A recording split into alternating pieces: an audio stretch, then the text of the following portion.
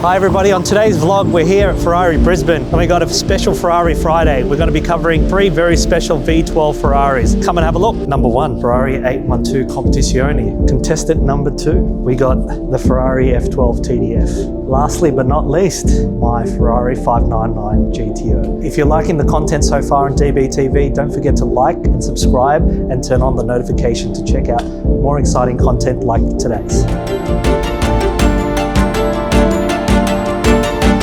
Let's start off with my 599 GTO. So this 2011 model, which is based on the 599 GTB. The GTO is obviously made famous from originally the 250 GTO and then the 288 GTO. So what are the differences between the GTO and the GTB? It's got a much more aggressive front lip, which is finished in carbon. It's got the vented bonnet, and this particular car, it's finished in the Rosso F1 2007. Obviously based on the Formula 1 car in 2007. It's a triple layer red. It's a Pininfarina design. It's the quintessential Italian Ferrari design, in my opinion. And we'll look at the TDF and 812 comp and see the progression of the styling as time goes on. So one of the design cues that separated the 599 GTO from its standard 599 GTB was the brake ducts, which really came from the 599XX program, which was only for the racetrack. So they brought some of that know-how from the track onto the street car. So you'd only see this on the 599 GTO. They never did it again. The 599 GTO was styled by Pininfarina, as the badge suggests on the side skirt. After the 599 GTO, the F12 was the last car that was designed by Pininfarina. Me personally, I believe that Pininfarina and Ferrari design language is much more classic and much more Italian.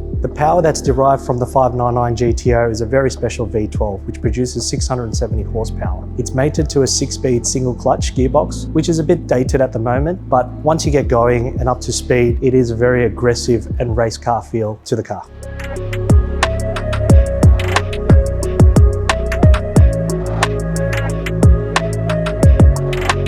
All right, so let's step inside the 599 GTO. So what are the styling cues of this particular car? There's this plaque, which makes sure that you realize that you're only one of 599, even though that many people on the internet suspect that they made more than 599 of them. Only Ferrari knows this. So yeah, look, the steering wheel, it's very simple compared to the modern cars. It's only got the Manettino and the engines start, and you've got the LED just in terms of the red line. I think that it's clean, probably more than enough. All the other controls are paired back, obviously this one being the race version for the street. There's no carpets, there's lots of carbon seats, carbon door trim, pretty much carbon everywhere. It's still got analog dials, which I prefer. You've got speedo and analog, rev counter and also analog. There's only just the onboard computer on the left-hand side. Obviously this being a 2011 car, that's probably as far as the tech went at the time. Being a 2011 car, the technology obviously of the day, they didn't have CarPlay and things like that. So a lot of the buttons are pretty basic in terms of camera, the reverse, the launch button. Yeah, you didn't have a lot of distractions. And obviously as technology comes on, there's more things that could help you, but also more things that can distract you. When do 3 letters mean so much? Well, for Ferrari, it's when it says GTO. And that relationship started when they introduced the 250 GTO, which then went on to the 288 GTO, and then they introduced it onto the 599 GTO. It was very controversial for Ferrari to have the GTO name with the 599 because of the history of the 250 and the 288. It's still controversial to today. Yeah, it'd be interested to hear your thoughts. This beautiful 599 GTO I've been lucky enough to own since the beginning of 2021. The car came from Melbourne and I was fortunate enough to pick it up. I love the spec on this car. I've done 3,000 Ks on it, taken to the track a few times, taken her on a few drives, and she's run beautifully, and the sound from that V12 is, you feel like you're in a race car on the road. And look forward to doing more kilometers on it.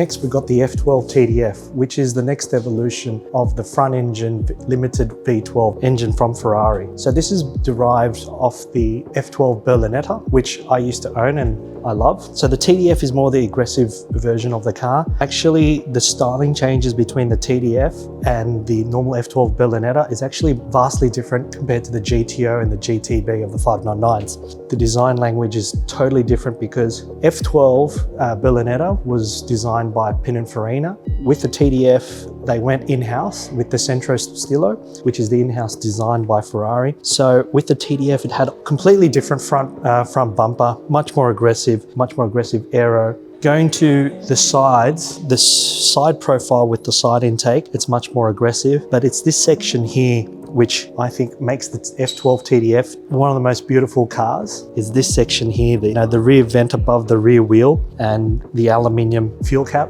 I think is so unique. Compared to my 599 GTO, the styling cues were minimal, but with the F12 TDF versus the normal F, there's no mistaking that this is the TDF, the more aggressive version. We go to the rear. The rear as well versus the F12 Berlinetta, it's changed a lot. So you got this section which is kind of changed, and profiling around the exhaust is also very, very different compared to the F12. And obviously the aero on the rear diffuser, much more aggressive styling.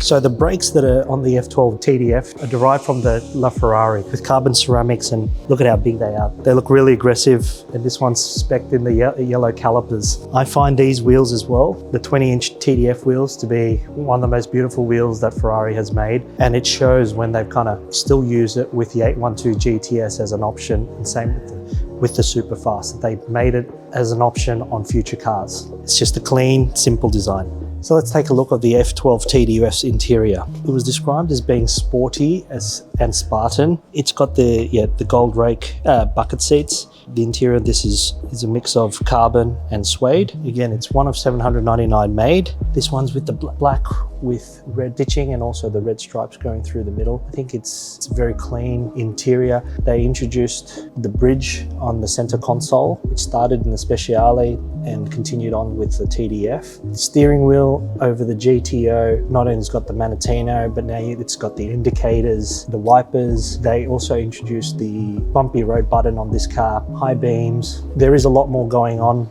the steering wheel with the TDF versus the GTO. It takes everything out of the controls behind the steering wheel, except for shifting for the manual up and down, trying to bring the F1 to the road car. The TDF has only got the central binnacle for your rev counter as analog. Now to the left and right are digital screens to control Apple CarPlay, your radio, your sat nav. I personally still prefer part of the dials being analog, naturally aspirated. Seeing the needle go up on an analog, it's just magic. The V12, the evolution continues with 790 horsepower being made from the F12 TDF. It also introduces rear wheel steer, and compared to the GTO, the gearbox is not the 6-speed single clutch, but a 7-speed dual clutch. It is a bit leery to drive, but the soundtrack it makes is amazing.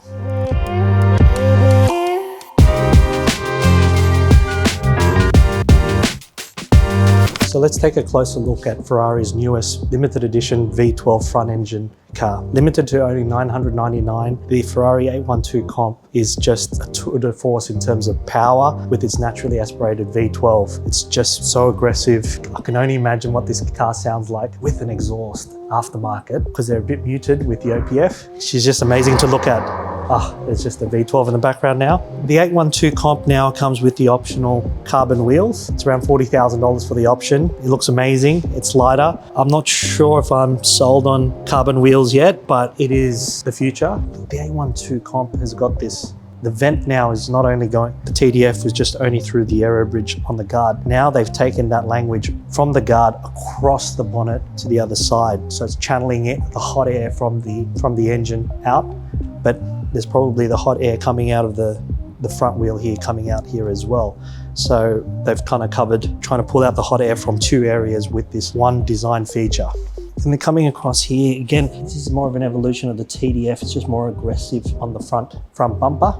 Again, I think the evolution on the side of the car on this one was the F12, then the TDF became the 812 and the 812 comp. So I think this section here is just a slight tweaks. Obviously they don't have these rear vents like they did on the TDF. So to me, this is where the 812 comp stands out. This design change, it's only on the coupe, which kind of covers your rear vision, which then they had to introduce this camera. So your rear view mirror now is a digital image coming from this camera with the rear cover. You can't see from the rear, but they've kind of covered that with the new, look at that. That's going to take time to get used to. They've got the camera over the rear cover. It does look pretty sick though. Look at that. Yum, yum.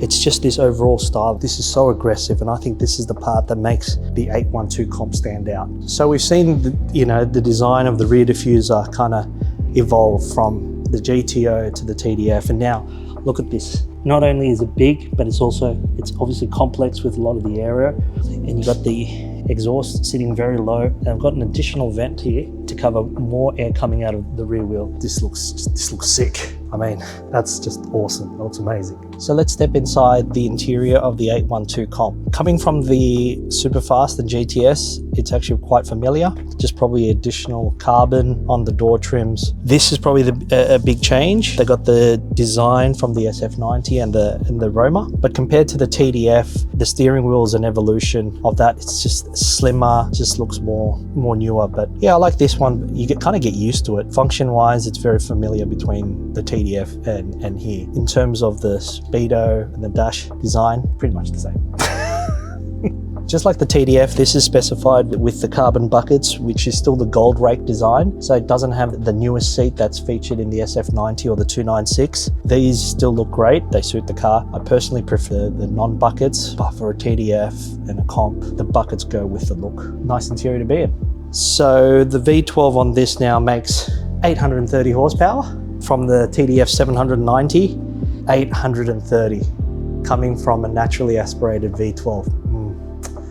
Sounds so good. So this one's got full carbon inside the engine bay. Other than the looks of the comp, this is why you're buying a comp. This is why everybody's fighting over this type of car. Naturally aspirated V12 goodness. Not bad. Again.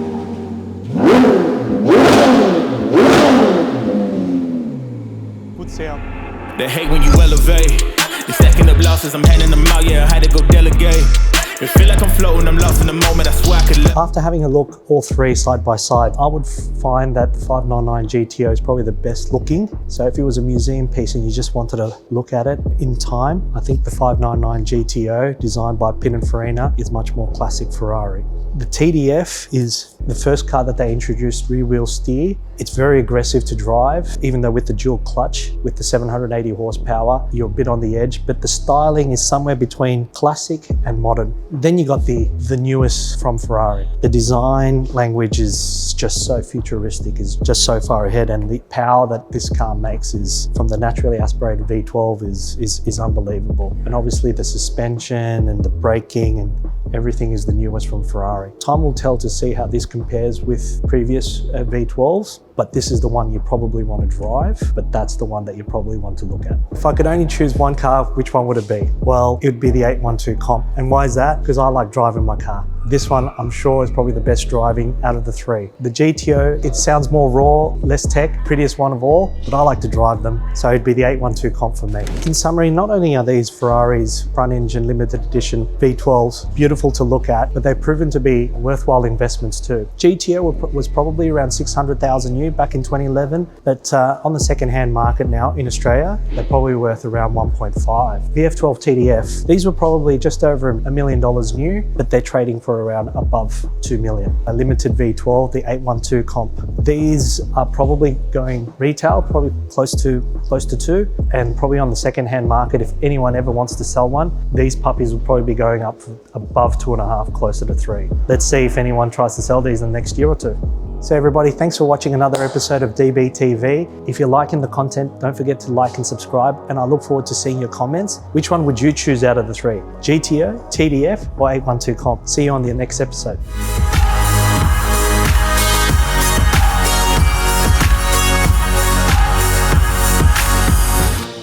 Other unique features on this one is no other unique features. It is a don't know what to say.